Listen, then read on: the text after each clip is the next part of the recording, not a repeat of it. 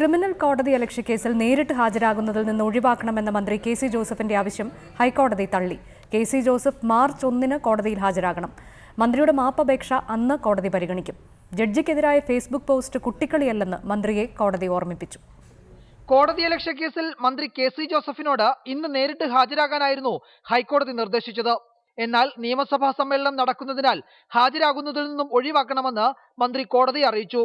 Facebook പരാമർശത്തിൽ മന്ത്രി നിരുപാധികം ഖേദം പ്രകടിപ്പിക്കുകയും ചെയ്തു. എന്നാൽ നേരിട്ട് ഹാജരാകുന്നതിൽ നിന്നും മന്ത്രിയെ ഒഴിവാക്കാനാവില്ലെന്ന് ഹൈക്കോടതി ഡിവിഷൻ ബെഞ്ച് വ്യക്തമാക്കി. March 1 K C. ജോസഫ് നേരിട്ട് കോടതിയിലെത്തണം. മന്ത്രിയുടെ മാപ്പപേക്ഷ അന്ന് കോടതി പരിഗണിക്കും. കെ.സി. ജോസഫ് നൽകിയ സത്യവാങ്മൂലം ഹൈക്കോടതി പരിഗണിച്ചെങ്കിലും തീരുമാനമെടുക്കുന്നത് മാറ്റിവെക്കുകയായിരുന്നു.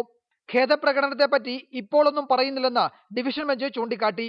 ഫേസ്ബുക്ക് പരാമർശം തെറ്റാണെന്ന് ബോധ്യപ്പെട്ടപ്പോൾ അത് പിൻവലിച്ചുവെന്ന് അഭിഭാഷകർ കോടതിയെ അറിയിച്ചു.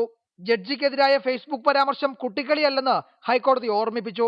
മുഖ്യമന്ത്രിക്കെതിരായ കോടതി നിരീക്ഷണം ചോദ്യം ചെയ്ത കെ.സി. ജോസഫിന്റെ ഫേസ്ബുക്ക് പോസ്റ്റാണ് കേസിന് ആധാരം. ചായത്തൊട്ടിയിൽ വീണ കുറുക്കൻ ഓരിയിട്ടാൽ കുറ്റപ്പെടുത്താൻ കഴിയില്ലല്ലോ എന്നായിരുന്നു കെ.സി. ജോസഫിന്റെ പരാമർശം. ജസ്റ്റിസ് അലക്സാണ്ടർ തോമസിന്റെ വിമർശനങ്ങളോടായിരുന്നു കെ.സി. ജോസഫ് ഈ രീതിയിൽ പ്രതികരിച്ചത്. മന്ത്രിയുടെ നടപടി ക്രിമിനൽ കോടതിയലക്ഷ്യമാണെന്ന് ചൂണ്ടിക്കാട്ടി വി. ശിവൻകുട്ടി MLA ആണ് ഹൈക്കോടതിയെ സമീപിച്ചത്. റിപ്പോർട്ടർ, കൊച്ചി.